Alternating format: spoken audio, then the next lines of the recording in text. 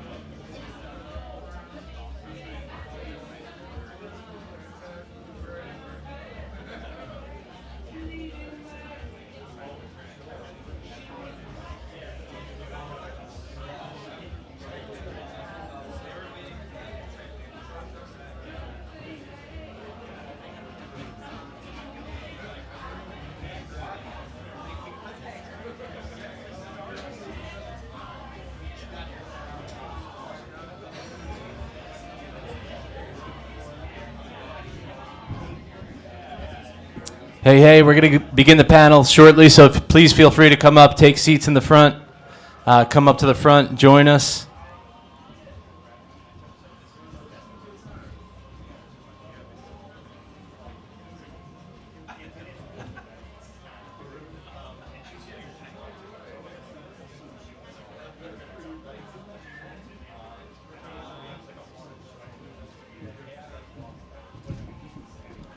Sorry to do this to you. We need one more seat, one more mic.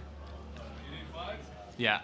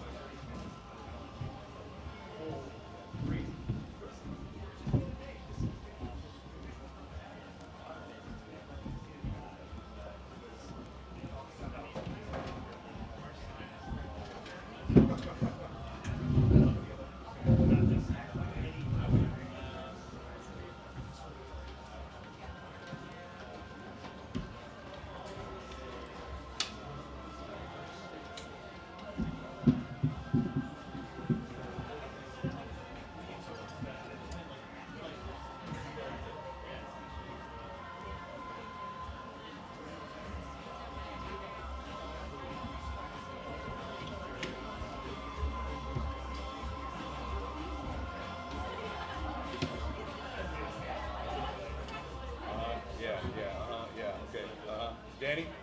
You got this? Yeah, okay. Yeah, thank you.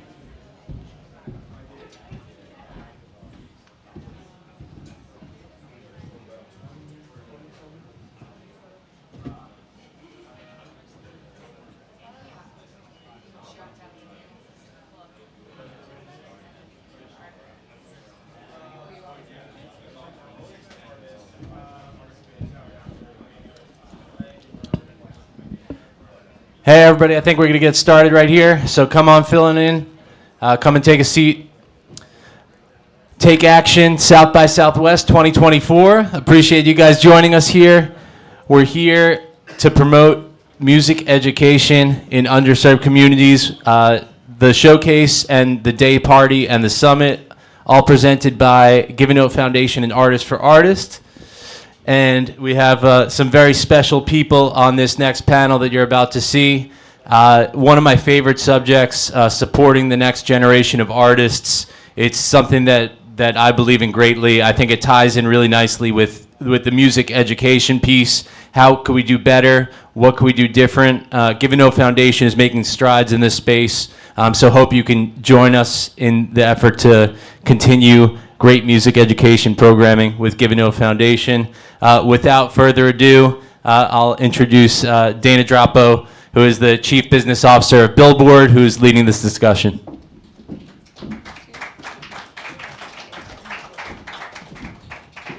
Okay, hi everybody. Hi. I'm so excited to be here, and I have some incredible speakers joining me. This is Austin Paragus. We've got Larry Wex joining us. I'm guessing some of you are here to see Phantasma, an incredible artist and brilliant musician. And of course, we're also joined by the iconic Bootsy Collins.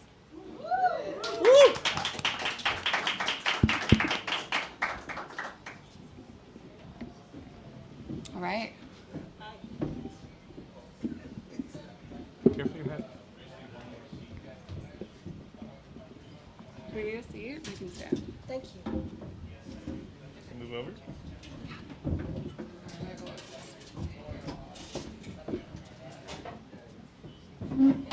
Okay. Great. Is everybody comfortable? Yeah. Okay. All right. So we're here today to talk a little bit about supporting artists in a time when artist development is really not under anyone's particular purview. And there was a time when labels did a lot of this work. And we're in a generation now where artists are left to figure out a lot of their business, the structure that goes into supporting their artistry from a financial and an infrastructure perspective. And that opens some really interesting possibilities, even though maybe it sounds like they're not as supported as they could be, it gives them an opportunity to have self-determination and construct deals that are really supportive to them. So that's what we're going to talk about today. And thank you guys so much for being here. Thanks for having us. So I want to start with some introductions, and Bootsy maybe needs no introduction. His incredible career as one of the greatest, maybe not one of, as the greatest bass player of all time, is really not what we're here to talk about, because Bootsy has dedicated himself to supporting and developing artists. And so that's the role that we're going to be talking about today. And Bootsy, thank you so much. Is there anything you want to say as you introduce yourself in that particular role? Oh man, I'm just so honored to be here. I learn something from everywhere I go. And I love being surrounded by people that love music, people that have that love vibe, and I just love for it to be rubbed off on me, but being surrounded by that. And, I try to pull that off so I can get that back. And, all the artists that I work with, Phantasma, on and on. I mean, that love vibe, they got the music, but the vibe is what's happening. People need to feel the vibe now. I mean, they've heard a lot of singing, a lot of playing, a lot of this, a lot of that, but the vibe, we kind of somehow lost that by the way, and now we're trying to bring that back, the feeling, even though AI is coming in, humans, we can't lose that feeling. We got to have that feeling, so we're going to be touching off on those kind of things. Artist development as vibe cultivation. Yes. Beautiful. Beautiful. And Phantasma, I'm so excited you're here. Thank you. You're an incredible artist, and you have the pleasure of working with Mr. Collins. Tell us a little bit about yourself.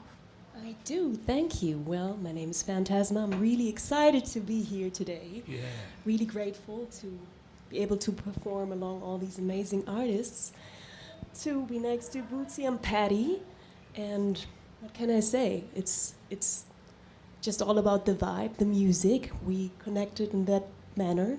It's the energy that brought us together. It felt like it was supposed to happen, and now we're sitting here together. Yeah, definitely.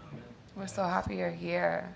And we have Larry Wex. Larry is an iconic lawyer who helps architect the careers and the deals that make the careers of many, many musicians, in addition to popular artists, actors, chefs, entrepreneurs. Larry, why don't you run us through the highlights a little bit? Why don't you tell them what you worked on? Okay, thanks. Hi, Larry Wax, partner with Reed Smith. Office out of here in Austin, LA, New York, Miami, which is where I'm from originally.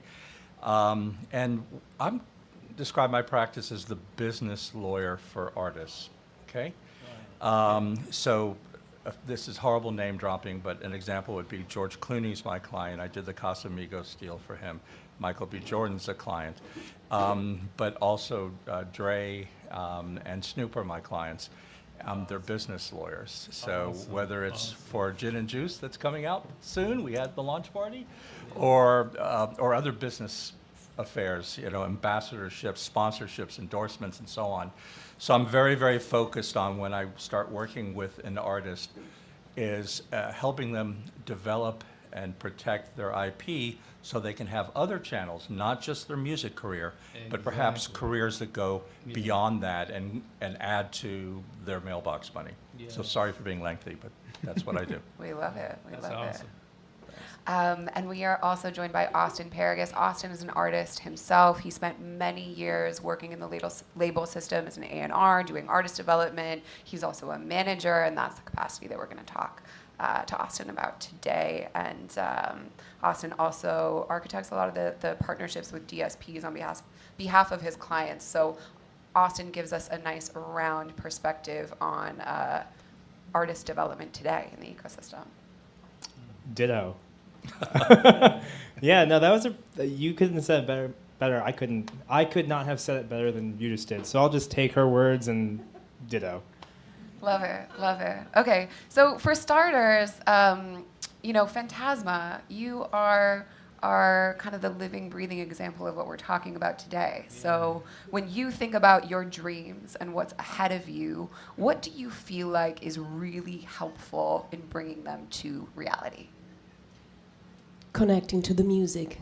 It really all comes down to the music, because whatever is going on with my head, whatever I see people doing around me, if it's aggression there is around or trouble there is around, I think it's always music that brings the people back together and that evokes this kind of a connection feeling within us.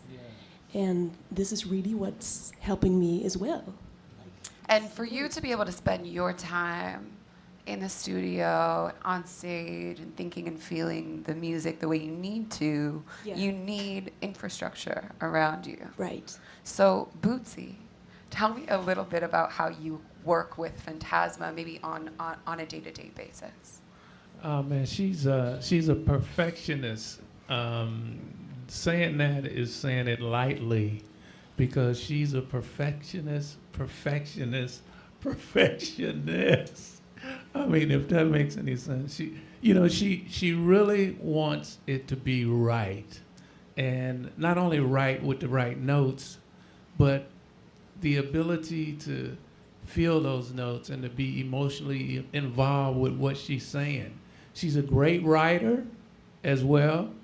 Looking at her now is one thing, but actually seeing her perform or, like putting songs and stuff together is a whole nother vibe. It's like Superwoman when she goes into the telephone booth and she changes, and so right now you seeing the Clarky,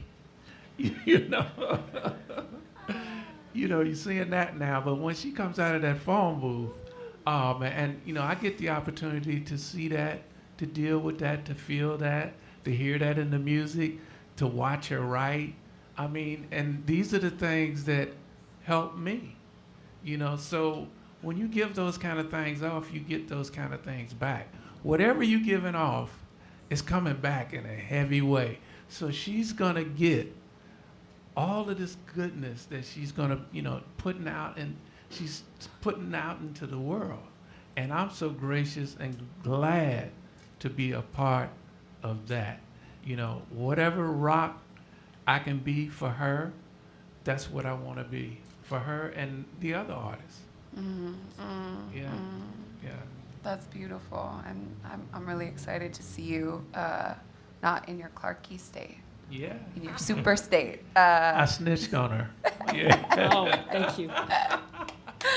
Austin, I'm curious, managing an artist who is hyper-focused on making something incredible, maybe in that phase of their career before the world has recognized how talented they are, what are some of the core pieces of infrastructure that you as a manager put in place to protect them from having to think about anything other than the music? I think the big thing is just building out the infrastructure in terms of the team, whether it's the core team of management, all the way to a potential agent, who's their publisher, who are you bringing in for their creative, so on and so forth. And then just being there for them to bounce their ideas off of. At the end of the day, all of us are here trying to support art in such a way that, one, supports an artist's living, but also lets them be wholly who they are and what they want to be. And we want to make sure that we represent them in the best light and make sure that we keep them, or maybe not keep them, but have them in the lane that they are happy to be in, whether it is the feeling of it with the people around them, even if they're not traditionally successful with a big paycheck, whatever, all the way to having a big paycheck and whatever. Yeah, of course. And I have to imagine that having a really aggressive lawyer is a core piece of that, right? Yes. Luckily, we have a really good lawyer who's not that aggressive, and we found that that was the best for her. That's good. But yeah. That's good. Maybe they don't all have to be aggressive, but they certainly have to be proficient and they have to be a champion of the artist. So, Larry, when you're working with an artist who's maybe not quite George Clooney level yet, what are some of the deals and the advice that you give to them? Sure, I can give you an example or two. I and we, as a firm, try to be entrepreneurial. We, sometimes are a good spotter of talent, other times not, but we try and grow with them. So, because otherwise, our rates are insane. And we know that that's not going to work with the typical up-and-coming talent. So we try and rise with them. And a good example, I like to tell stories, and a good example is many years ago in New York, one of our clients was a up-and-coming band. Really, it just kind of started called Living Color. Yeah. And, right? Yeah. We're And, familiar. and you know, I love the name, I love the dreads, the colors, everything. And I said, you gotta trademark your name. No, and they really didn't have the $1,200 or whatever. I said, you know what?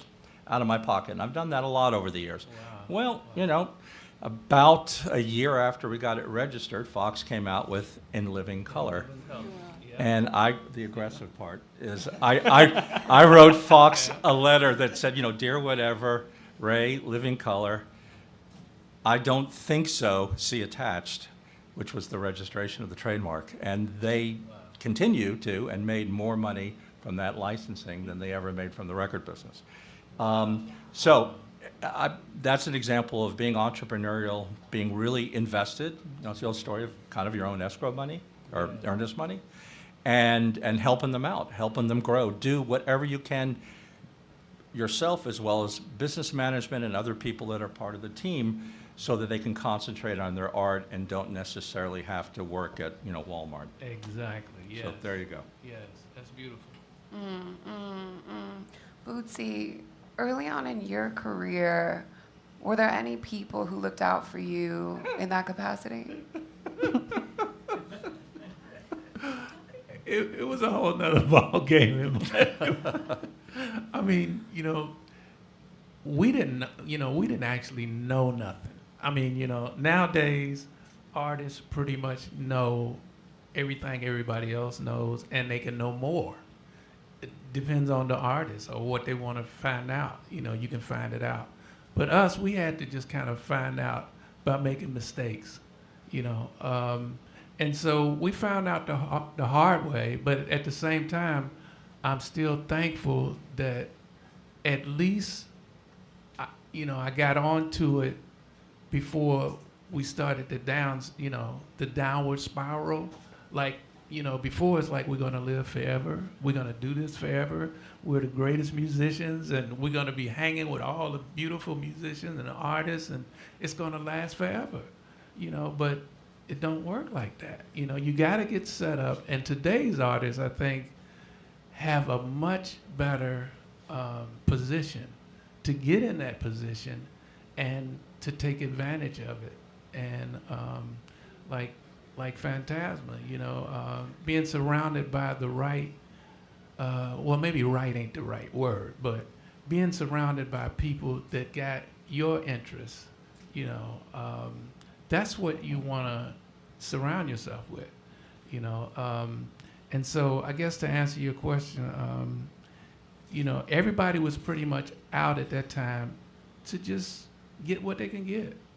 You know, had I not been with James Brown and George Clinton, I wouldn't have even had a clue about what to watch for, what to look for, what to ask, you know, because all that stuff wasn't out there. Publishing, you know, and all the stuff he's talking about, it's like none of that stuff was like out there for us, you know, so we didn't have a chance, you know. And I'm sitting here now with my wife, my artists, and just feeling good that I'm still here. And, you know, we made some kind of progress with what I do. You know, when they said that, oh, you're a musician, huh? Why don't you go get a real job, you know? I mean, you know, and that's the kind of rap we kind of grew up in.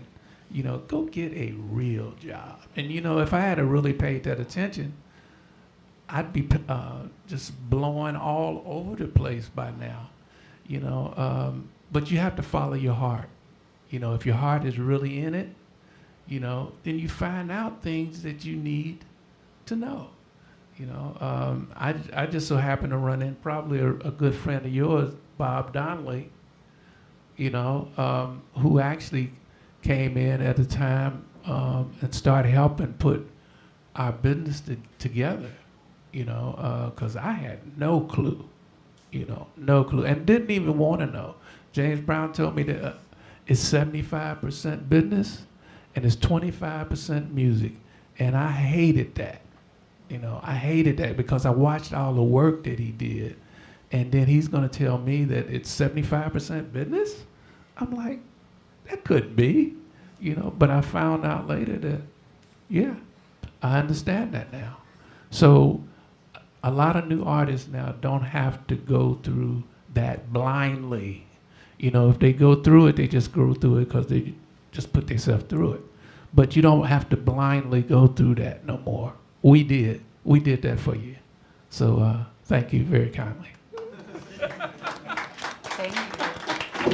Thank you, Bootsy. Phantasma, I'm curious, when you were a little girl and you were thinking about yourself early as an artist, figuring out who you were, how did you develop your confidence?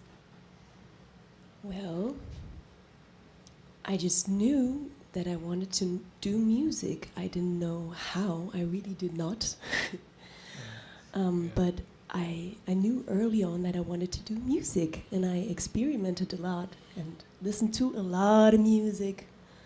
And I practiced my singing, dancing. I was just getting into music stuff.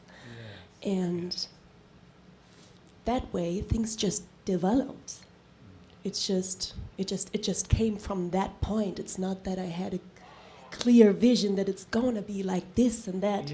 Didn't know I would meet Michael Kirsch, who's really, really working with me on very good stuff.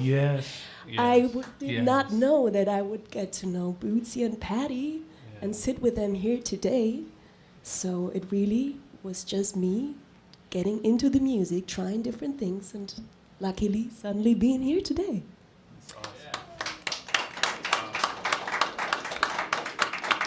And can you tell us the story of how you met Bootsy and Patty?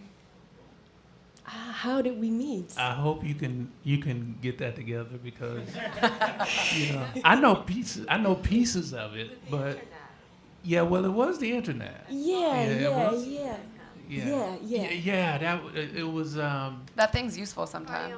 Exactly. Yes. You got it. It was Party on Plastic. Let me just now that I know what it is. She had posted a song that she redid of mine called. It's called Phantasmic, and it was a homage track basically to Bootsy's Party on Plastic. Yeah. And when I heard it, it was like, oh man, nobody got those sounds. I mean, because those are kind of like my original sounds. And she had did it, and she had got so close with the sound. I was like, who is this?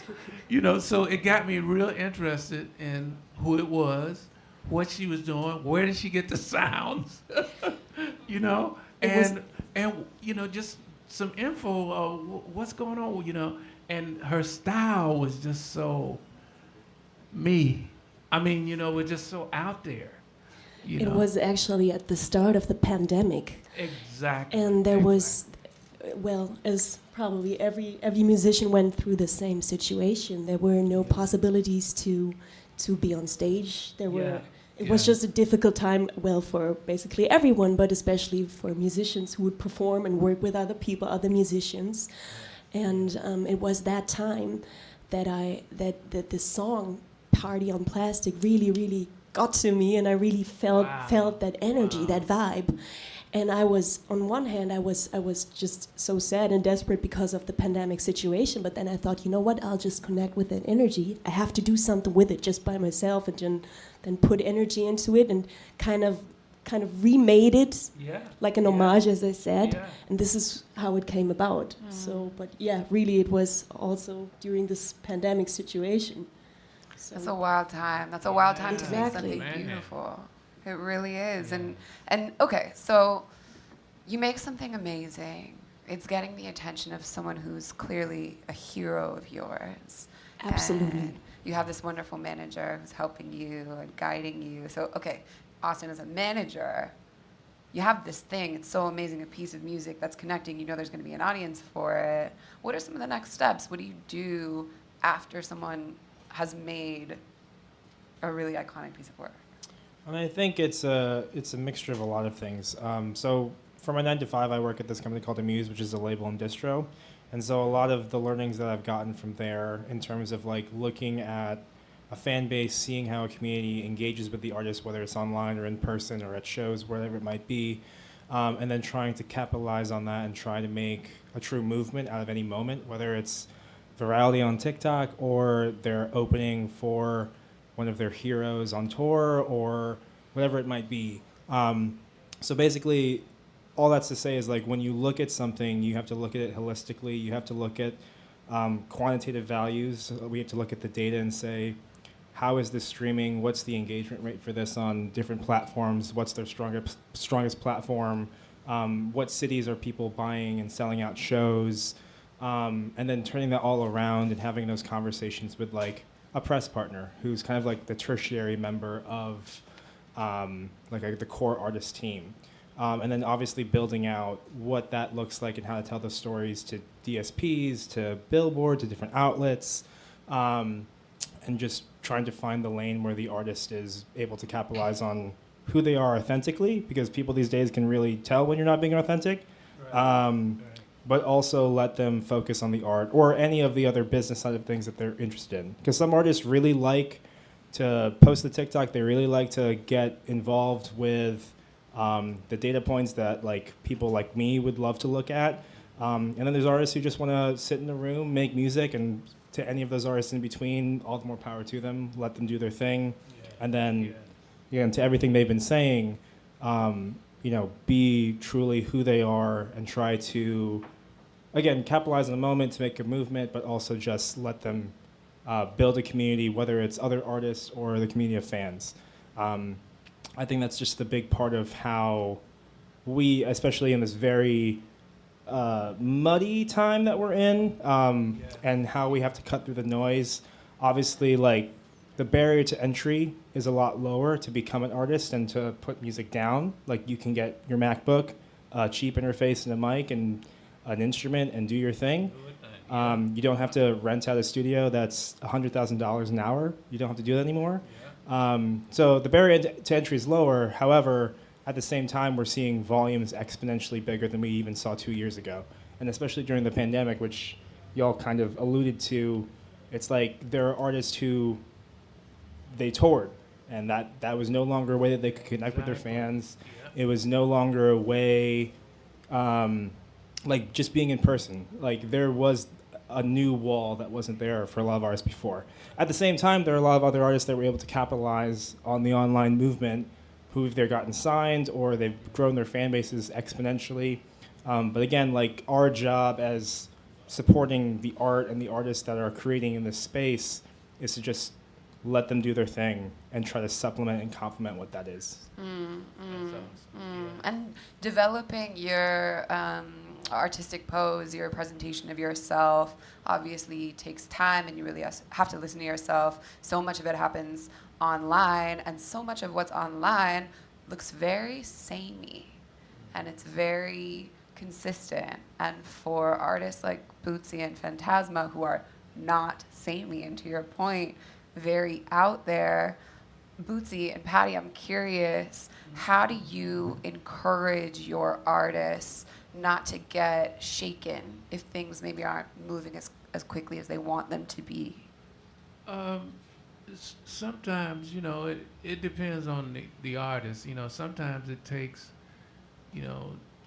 just a little concern, a little talk, to kind of widen the scope of it.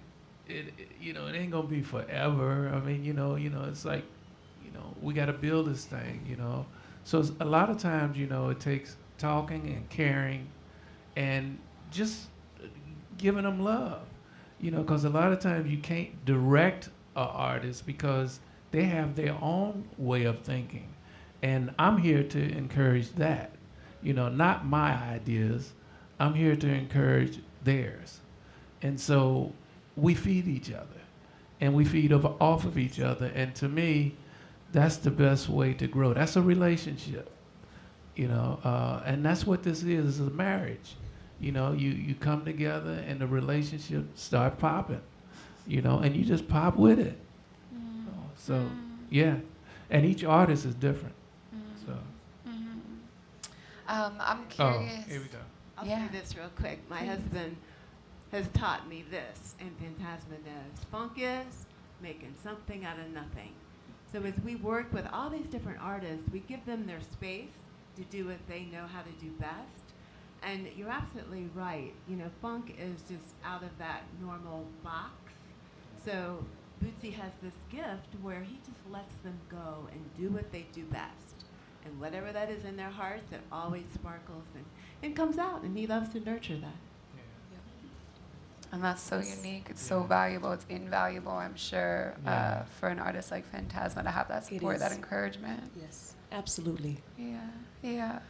Okay, so to be able to do that, have the space to do that, of course, you need to support yourself. So, Larry, I'm sure things are shifting really quickly with the nature of deals that you see coming across the desk for your artists and your musicians specifically. Walk us through some of the deals that can be really beyond trademarking the name, which Phantasma, hopefully that's happened. If not, consult with Larry right after this panel.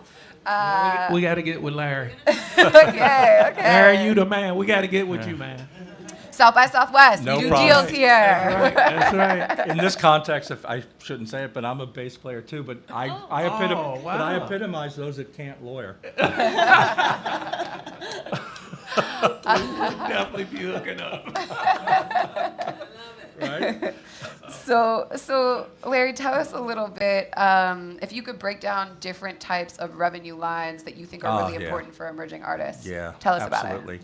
So I do try to think outside the box. Been doing this quite some time. And I love the way you phrased the question, those different revenue streams, if you will.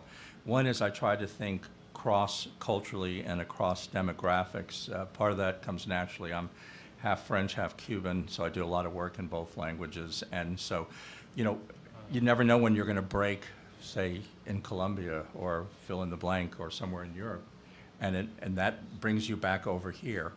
Another thing that we've done a lot of work in, which is early on attaching a talent and their likeness, their visage, if you will, to very different types of endorsements and ambassadorships, and more than just an influencer, but really it's just part of it, and social media picks up on it as getting their name out there. Yeah, you want to concentrate on the music, and don't forget about that in any way, shape, or form. Don't let anything eclipse that. Yeah. So we've done a lot of work with that, as you know, in food and beverage and distilled spirits and consumer goods and so on. And it all starts with making sure you've got your IP protected.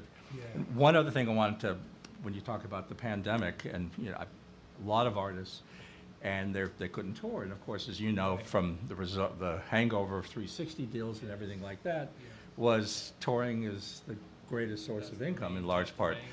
And then you couldn't tour. So a couple of us came up with an idea of getting them in studio with a good COVID supervisor and so on, recording a live concert, and then we put together a consortium of all the drive-in movies, pretty much, theaters in the United States. And that film, that concert film, played at drive-ins. They're not the LAs and New Yorks, but they're the Topecas and whatever. And that provided a revenue stream that otherwise wouldn't have existed. So great question. We're always thinking about, okay, what can we do to enhance and drive the music as well?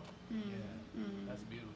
It was super beautiful. I think that, I know we only have a short time for this conversation, so we've got to wrap up.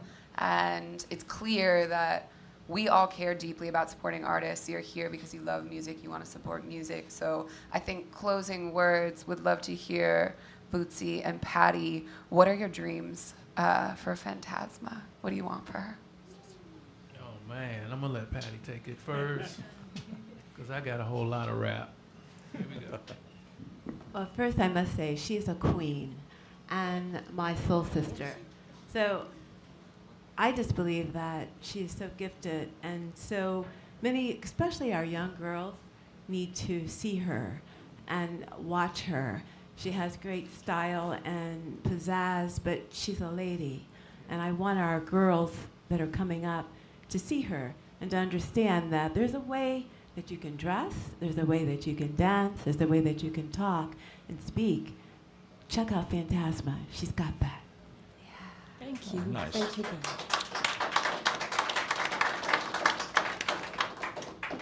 Well, I can't put it all into one word, but I would say that she is probably the closest thing. I mean, she's female, all female, but I'm just saying she's probably closer to the idea that I had about myself. That's why I think we connected so good, is because she saw it in me and I see it in her. And whatever that it is, she got it. I mean, she really got it. I mean, we did a video, our first video we did together, and that's when I really found out that not only can she sing and write, but she can project the images of what she's rapping or singing about. And it wasn't like I had to be in there to tell her, yeah, do this, yeah, do that. She just did it, you know? And it was the same thing that I was doing when I was coming up with James Brown. You know, it wasn't like he had to tell me what to play. Let's just hit it, you know? And that's what I was getting from her.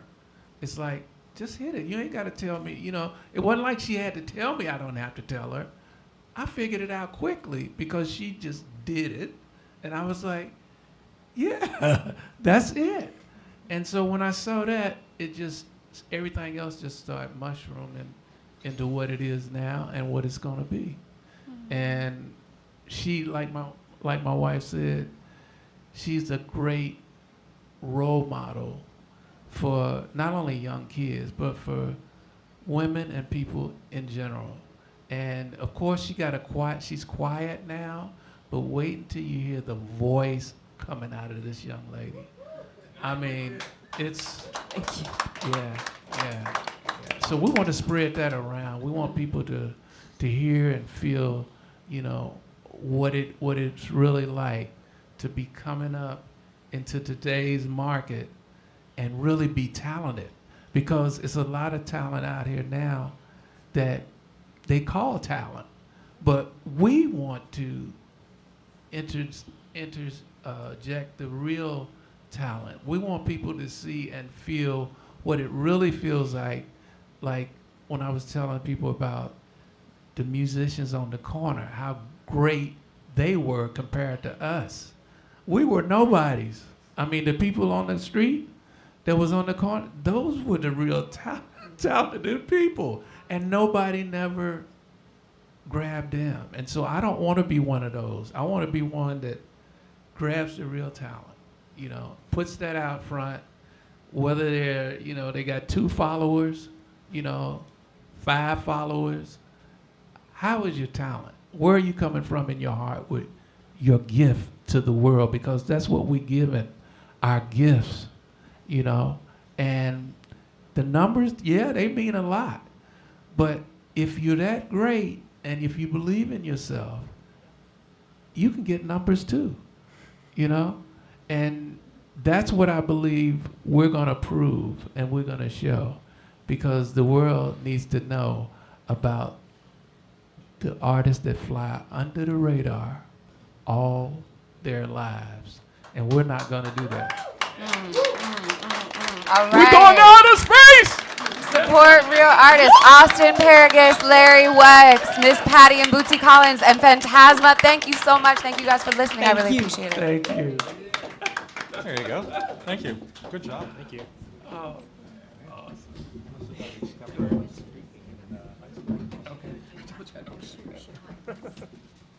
Make sure you come to the show tonight.